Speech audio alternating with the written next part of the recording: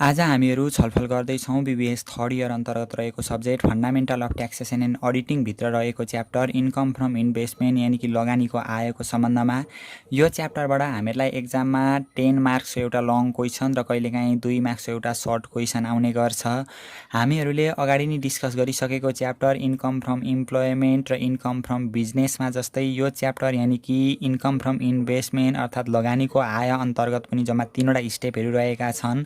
यसका 3वटा स्टेपहरूमा सबैभन्दा सुरुमा स्टेप 1 मा एसेसेबल इन्कम फ्रम इन्भेस्टमेन्ट काहीँ लगानी गरिसकेको छ भने त्यो लगानीबाट 1 वर्षको पिरियडमा कति आम्दानी भयो भन्ने कुरा हामीहरू स्टेप 1 मा हेर्छौँ र त्यो आम्दानी जति गरेको हो त्यो सम्पूर्ण आयमा ट्याक्स लाग्दैन र त्यो कमाएको मध्ये कति आम्दानीमा चाहिँ कर लाग्छ भन्ने कुरा हामीहरू स्टेप 2 मा फाइन्ड गर्छौँ, जसलाई भनिन्छ स्टेटमेन्ट अफ ट्याक्सेबल इन्कम। करयोग्य आयको गणना गर्छौँ र स्टेप 3 मा त्यही करयोग्य आयको आधारमा हामीले ट्याक्स लायबिलिटी अथवा ट्याक्स पेएबल सरकारप्रतिको करको दायित्व निर्धारण गर्छौँ। यसका स्टेपहरूमा हामीहरू रेगुलर जाँदाखेरि स्टेप 1 मा कम्प्युटेसन of accessible income from investment कसको हामीले व्यक्तिको गर्दैछौँ कि कम्पनीको गर्दैछौँ, क्वेसनमा हामीलाई विवरण दिएकै हुन्छ, त्यही अनुसार हामीले गर्ने हो। यसको सबैभन्दा सुरुमा यो स्टेप 1 को फर्मेट हामीलाई सम्पूर्ण विवरण क्वेसनमै दिएको हुन्छ। कति आम्दानी भयो त लगानी गरे मार्फत भनेर हामीलाई क्वेसनमै दिएकै हुन्छ। त्यही आधारमा हामीले स्टेप 1 तयार गर्ने हो। त्यसको सबैभन्दा सुरुमा हामीले अगाडि पनि डिस्कस गरिसकेका थियौँ नेचुरल रिसोर्सेस इन्कमहरू, interest receive from private money lending ट्रान्जेक्सनहरू भयो, अनि gain on sales of securities भयो, अनि gain on sales of non business एसिड्सहरू चाहिँ इन्भेस्टमेन्टको आइटम हो है भनेर हामीहरूले अगाडिको च्याप्टर यानि कि इन्कम फ्रम इम्प्लोयमेन्टका साथै इन्कम फ्रम बिजनेसमा पनि छलफल गरिसकेका थियौँ। त्यही भएर त्यहाँ हामीले तिनीहरू च्याप्टर मजाले बुझेका छौँ भने यो च्याप्टर बुझ्नमा केही कठिनाइ हुँदैन, एकैचोटिमा यो च्याप्टर छर्लङ्ग भइहालिन्छ। त्यसको सबैभन्दा सुरुमा छ हामीहरूको इन्कम फ्रम नेचुरल रिसोर्सेसबाट आएको इन्कमहरू हामीहरूको इन्भेस्टमेन्टमा राख्ने रहेछौँ। अर्को रेन्ट बाई लिटिङ कम्प्युटर अथवा मेसिनरी, हामीहरूको यो जुन एसिड्सहरू छ त्यो एसिड्सहरू मार्फत प्राप्त भएको रेन्टहरू हामीहरूको जहिले पनि यही इन्भेस्टमेन्टमा जान्छ। यदि क्वेसनमा हामीलाई नेट भनेर दिएको थियो भने पनि हामीले ग्रस बनाएर लेख्नुपर्ने हुन्छ। ट्याक्स काटिसकेको र ट्याक्स काटिवरी दिएको रेन्टहरू दिएको छ, मेसिनरीहरूको कम्प्युटरहरूको दिएको छ भने पनि हामीले त्यसलाई ग्रस बनाएर लेख्नुपर्ने हुन्छ, फाइनल विथहोल्डिङ मानेर गर्न पाइँदैन। अर्को interest on private money lending transaction भनेर यो व्यक्तिगत रूपमा कसैलाई ऋण लगानी गरेको छ र त्योबाट ब्याज हामीले प्राप्त गरेको छ भने पनि त्यो पनि इन्भेस्टमेन्टको आइटम अन्तर्गत जान्छ भनेर हामीले अगाडि पनि छलफल गरिसकेका थियौँ। अर्को रोयल्टी इन्कम पनि हामीहरूको इन्भेस्टमेन्ट इन्कमभित्र पर्छ, यसलाई पनि यिनीहरू राख्नुपर्छ। अर्को dividend from non resident company भनेको, रेसिडेन्ट कम्पनी भनेको स्वदेशी कम्पनीबाट डिभिडेन्ड आयो भने चाहिँ त्यो फाइनल विथहोल्डिङ इन्कम हुन्छ। तर नन रेसिडेन्ट कम्पनी भनेको विदेशी कुनै संस्था अथवा कम्पनीबाट डिभिडेन्ड प्राप्त भएको छ भने चाहिँ त्यो चाहिँ हामीले यही इन्भेस्टमेन्टको इन्कम अन्तर्गत राख्नुपर्ने हुन्छ। नन रेसिडेन्ट कम्पनी मतलब हामीहरू नेपालको व्यक्ति हौँ र कुनै विदेशमा लगानी गरेका छौँ र त्यहाँबाट चाहिँ हामीहरूको डिभिडेन्ड प्राप्त भयो भने चाहिँ हामीले यिनीहरू राख्नुपर्ने हुन्छ। अर्को छ हामीहरूको gain on sales of securities भनेको सेयरहरू बेचेर प्राप्त भएको नाफा पनि हामीहरूको इन्भेस्टमेन्ट इन्कम अन्तर्गत पर्छ, लिस्टेड सेयर होस् या नन लिस्टेड सेयर होस्, हामीले यिनीहरू राख्नुपर्ने हुन्छ। अर्को rent receive by letting on assets भनेर हामीले यो भनेको छ, यो एसिड्सहरूबाट प्राप्त भएको रेन्टहरू जहिले पनि हामीले इन्भेस्टमेन्ट यो इन्कम अन्तर्गत राख्नुपर्ने हुन्छ। जस्तै मेसिनरीहरूबाट रेन्ट रिसिभ भयो, कम्प्युटरहरूबाट रेन्ट रिसिभ भयो, यस्तो अवस्थामा हामीले यही इन्भेस्टमेन्टको इन्कममा समावेश गर्नुपर्ने हुन्छ। अर्को छ हामीहरू इन्भेस्टमेन्टको इन्कम गर्दैछौँ अनि प्राइस अथवा gift received in respect of investment भनेर इन्भेस्टमेन्टसितै रिलेटेड हामीलाई गिफ्टहरू दिएको छ अथवा प्राइसहरू दिएको छ भने पनि हामीले त्यसलाई यही इन्भेस्टमेन्टको इन्कम अन्तर्गत राख्नुपर्ने हुन्छ।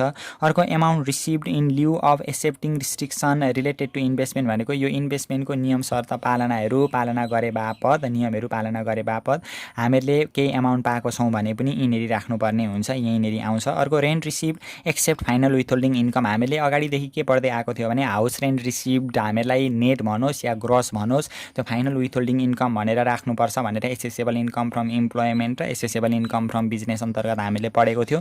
बिजनेसमा हामीले के पनि पढेको थियो भने हामीले व्यक्तिको हिसाब गर्दैछौँ भने चाहिँ रेन्ट रिसिभ त्यो फाइनल विथहोल्डिङ इन्कम हुन्छ, त्यसलाई फाइनल विथहोल्डिङ इन्कम मान्ने भनेर हामीले बिजनेसमा भनेका थियौँ। र कम्पनीको हिसाब गर्दैछौँ भनेदेखि चाहिँ रेन्ट रिसिभ भनेर आयो भने चाहिँ त्यसलाई समावेश गर्नुपर्ने हुन्छ। रेन्ट रिसिभ नेट भनेको छ भने पनि त्यसलाई इन्कममै देखाउनु पर्ने हुन्छ भनेर हामीले इन्कम फ्रम बिजनेसमा छलफल गरेका थियौँ।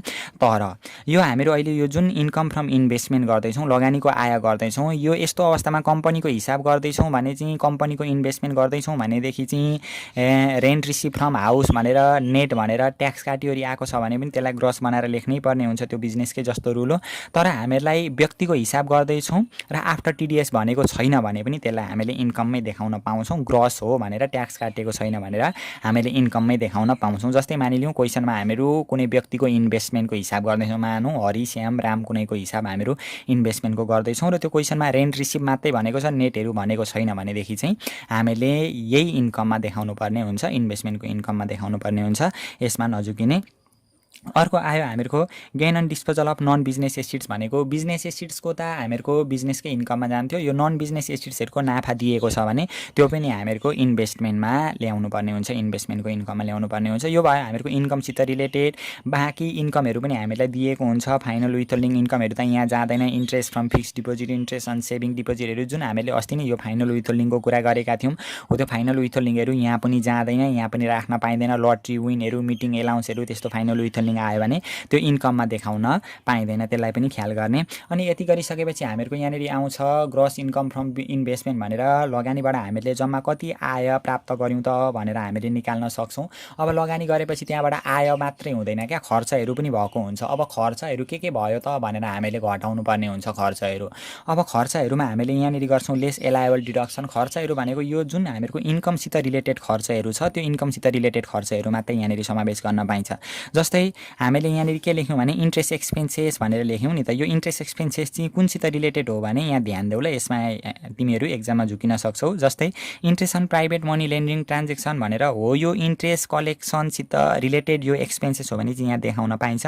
तर मानिलिउँ हामीहरूलाई यहाँनिर यो दिएको थिएन अरे, मानिलिउँ interest on private money lending transaction भनेर क्वेसनमा यो इन्ट्रेस्ट इन्कम हामीलाई दिएको थिएन, यसको सट्टामा इन्ट्रेस्ट फ्रम फिक्स्ड डिपोजिट भनेको छ। Interest from fixed deposit, interest on saving deposit भनेको त त्यो फाइनल विथहोल्डिङ हो नि त। त्यो फाइनल विथहोल्डिङलाई चाहिँ इन्कममा पनि देखाउन पाइँदैन हो। अनि त्यो फाइनल विथहोल्डिङसित रिलेटेड त्यो फाइनल विथहोल्डिङ इन्ट्रेस्टसित रिलेटेड एक्सपेन्सेस छ भने त्यसलाई पनि एक्सपेन्सेसमा देखाउन पाइँदैन है।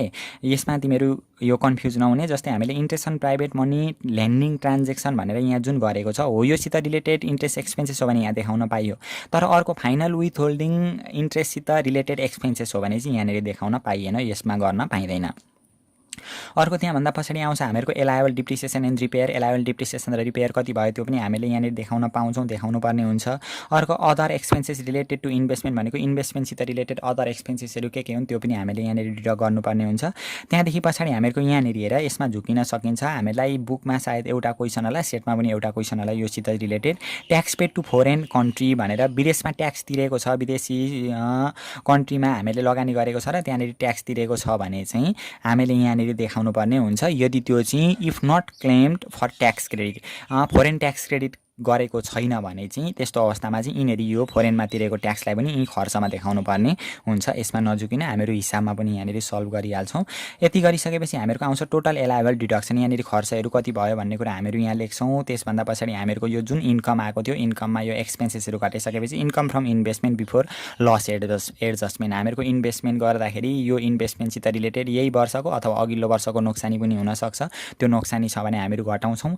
र इन्भेस्टमेन्टको इन्कमबाट बिजनेसको पनि लस घटाउन पाइन्छ, त्यो पनि हामीहरू चर्चा गरिहाल्छौँ। त्यसभन्दा अगाडि यहाँनिर के हेर तिमीहरू भनेदेखि जस्तै हामीहरू यहाँनिर अघि गऱ्यौँ इन्कम फ्रम नेचुरल रिसोर्सेस भन्यौँ। अब इन्कम फ्रम नेचुरल रिसोर्सेस यो भनेको छ नि त। अब यो नेचुरल रिसोर्सेससित रिलेटेड एक्सपेन्सेस छ भने यहाँनिर घटाउन पाइन्छ।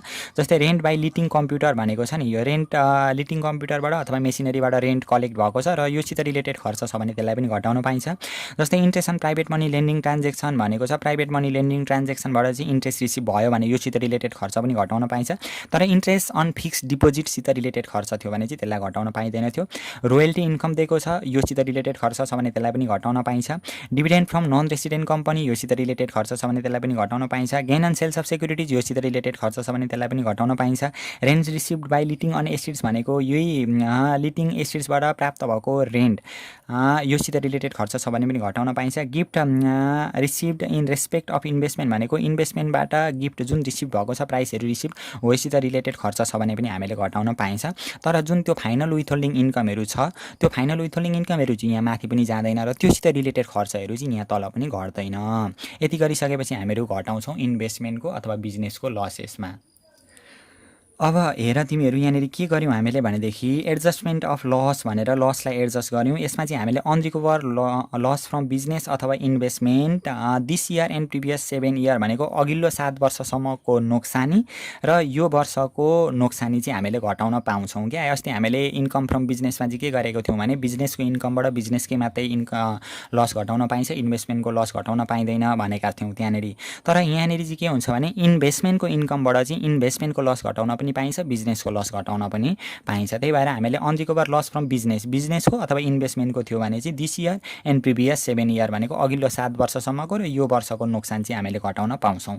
यति गरिसकेपछि हामीहरूको आउँछ एसेसेबल इन्कम फ्रम इन्भेस्टमेन्ट। इन्भेस्टमेन्टबाट नेट कति इन्कम भयो त भन्ने कुरा आउँछ। त्यो चाहिँ हामीले व्यय घटाइवरी खर्च घटाइवरी यति इन्कम भयो भन्ने कुरा पत्ता लगाउन सक्छौँ सजिलै। अब यति गरिसकेपछि हामीहरू जान्छौँ स्टेप 2 मा। स्टेप 2 मा हामीहरू गर्छौँ कम्प्युटेसन अफ ट्याक्सेबल इन्कम, करयोग्य आयको गणना गर्छौँ। करयोग्य आयको गणना गर्ने तरिका एउटै हो जुन हामीले अगाडिको भिडियोमा पढेका थियौँ। Income from employment, income from बिजनेसमा त्यही हो, एउटै मैले यहाँनिर छोट्याएर लेखिदिएको छ। बाँकी कुरा तिमीहरूलाई अझै थाहा छैन भने त्यो भिडियोमा गएर पनि हेर्छौ। यही भिडियोको अन्तिममा म तिमीहरूलाई त्यहाँनिर लेखिदिन्छु, त्यो स्क्रिनमा देखाइदिन्छु, त्यसलाई क्लिक गरेर तिमीहरू हेर्न पनि सक्छौ। जस्तै एसेसेबल इन्कम फ्रम इन्भेस्टमेन्ट हामीहरूको अहिले इन्भेस्टमेन्टकै इन्कम गर्दैछौँ, इन्भेस्टमेन्टको इन्कम यहाँनिर जान्छ। अनि एसेसेबल इन्कम फ्रम बिजनेस अथवा इम्प्लोइमेन्ट यहाँनिर लेख्छौँ हामीहरू। यति गर्ने बित्तिकै टोटल एसेसेबल इन्कम यहाँनिर आउँछ। इन्भेस्टमेन्ट गर्ने व्यक्तिले बिजनेस अथवा रोजगारी पनि गरेको हुनसक्छ। यो तीनवटा सेक्टरबाट आएको इन्कमलाई हामीहरू यहाँनिर जोडेर टोटल एसेसेबल इन्कम गर्छौँ। यसभन्दा पछाडि एलावेबल रिडक्सन। एलावेबल रिडक्सनमा दुईवटा कुरा, एउटा रिटायरमेन्ट फन्ड कन्ट्रिब्युसन र डोनेसन। यसको लिमिटहरू कति हो, कसरी गर्ने भन्ने कुरा तिमीहरू अगाडिको भिडियोमा गएर हेर, एउटै तरिका हो, केही फरक छैन। त्यति गरिसकेपछि हामीहरूको आउँछ ट्याक्सेबल इन्कम बिफोर एक्जम्सन। एक्जम्सन घटाउनुभन्दा अगाडिको ट्याक्सेबल इन्कम हामीहरूको यहाँनिर आउँछ। त्यसमा हामीहरू एक्जम्सन घटाउँछौँ। एक्जम्सनमा जहिले पनि 6वटा कुरा, life insurance premium, health insurance premium, remote area exemption, foreign exemption, exemption for disable tax payable अनि पेन्सन एक्जम्सन। यो 6वटा एक्जम्सनहरूको लिमिटसहित हामीले अगाडिकै थुप्रै भिडियोमा डिस्कस गरिसकेका छौँ।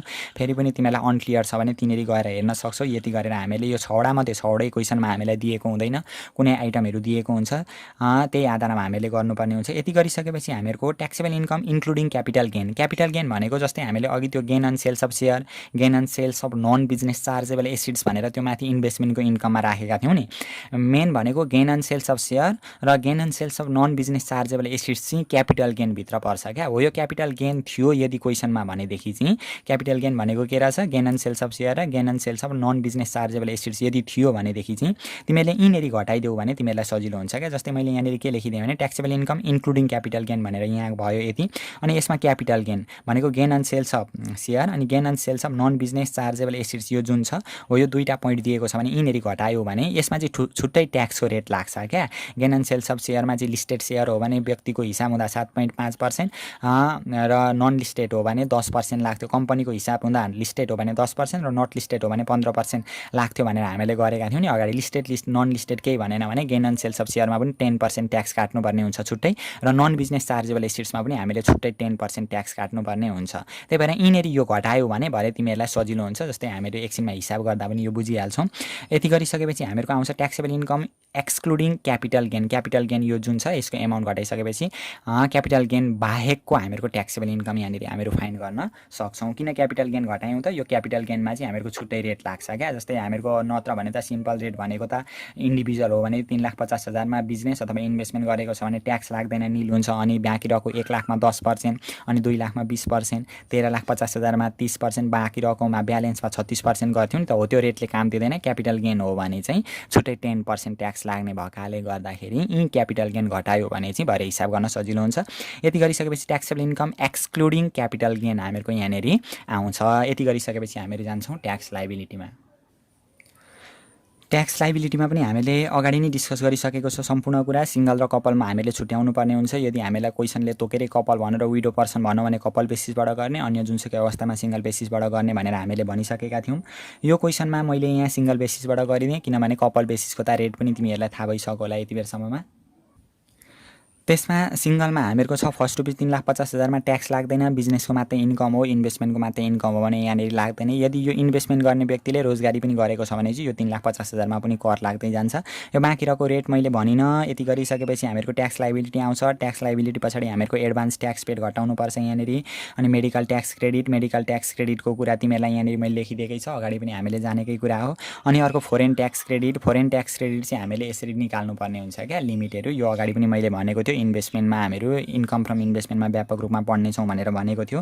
यसको वर्किङ नोटमा हामीले यो फोरेन ट्याक्स क्रेडिट यो जुन छ, यो फोरेन ट्याक्स क्रेडिट निकाल्नका लागि, एलायबल फोरेन ट्याक्स क्रेडिट निकाल्नका लागि इन्कम फ्रम फोरेन सोर्सेस भनेको विदेशी जुन हामीले विदेशमा इन्भेस्टमेन्ट गरेको हो त्यो इन्भेस्टमेन्टबाट कति इन्कम भयो हो, त्यो इन्कमसित एभरेज ट्याक्स रेट इन नेपालमा निस्केको त्यो एभरेज ट्याक्स रेटसित मल्टिप्लाई गरेर हामीले यहाँनिर रुपिजमा निकाल्छौँ। अनि income tax paid to foreign country, वास्तविक रूपमा फोरेन कन्ट्रीमा कति इन्कम ट्याक्स तिरेको हो यो दुईटासित कम्पेयर गरेर जुन सानो छ हो त्यो चाहिँ हामीले एलायबल फोरेन ट्याक्स क्रेडिट मान्छौँ क्या। अब average tax rate in Nepal निकाल्नका लागि टोटल ट्याक्स लायबिलिटीका पनि टोटल ट्याक्सेबल इन्कम इन्टु 100 हामीले गर्न सक्छौँ। यो टोटल ट्याक्स लायबिलिटी चाहिँ बिफोर फोरेन ट्याक्स क्रेडिट भनेको विदेशी कर घटाउनुभन्दा अगाडिको ट्याक्स लायबिलिटी, यो माथिको भन्न खोजेको, अरू केही पनि नबुझ्दा भइहाल्यो। यो माथि निस्केको जुन ट्याक्स लायबिलिटी छ हो यो ट्याक्स लायबिलिटीलाई ट्याक्सेबल इन्कमले भागा गरेर 100ले मल्टिप्लाई गर्ने बित्तिकै रेट निस्किन्छ अनि हामीले यसरी कम्पेयर गरेर निकाल्न सक्छौँ। अनि यसभन्दा अगाडि हामीले अघि जुन डोनेसनको चर्चा गरेका थियौँ, डोनेसनमा पनि नजाने डोनेसनहरू जुन अघि अस्ति नै हामीले चर्चा गरेका थियौँ नि त, donation to private boarding school, donation to private nursing home, donation to beggar, donation to कुनै एउटा पर्सनलाई मात्रै डोनेसन दिएको छ भने यस्तो डोनेसनहरू जाँदैन भनेर हामीले अगाडि नै डिस्कस गरिसकेका छौँ। त्यसको बारेमा पनि तिमीले अगाडिको भिडियोमा गएर विस्तृत रूपमा जानकारी लिन सक्छौ। अनि हामीहरूको फाइनल विथहोल्डिङ इन्कमहरू के हुन् भन्ने कुरा पनि हामीले अगाडि नै डिस्कस गरिसकेका थियौँ। बाँकी रहेको यो इन्भेस्टमेन्टमा नजाने इन्कमहरू के हुन् भन्ने कुरा हामीहरू क्वेसन गर्दै पनि अगाडि अलिअलि जान्ने नै छौँ। र बाँकी नजाने इन्कमहरू भनेको फाइनल विथहोल्डिङ इन्कमसित मिल्ने खालका पनि छन्। र बाँकी रहेको प्रब्लमहरू हामीहरू अर्को भिडियोमा छलफल गर्नेछौँ। त्यसका लागि तिमीले च्यानललाई सब्सक्राइब गरेर बेल आइकनलाई दबाएर बसिराख। योसित रिलेटेड, यो च्याप्टरसित रिलेटेड हामीहरूको एक्जाम ओरिएन्टेड प्रब्लम सल्भहरूको बारेमा छलफल छिटै हुनेछ।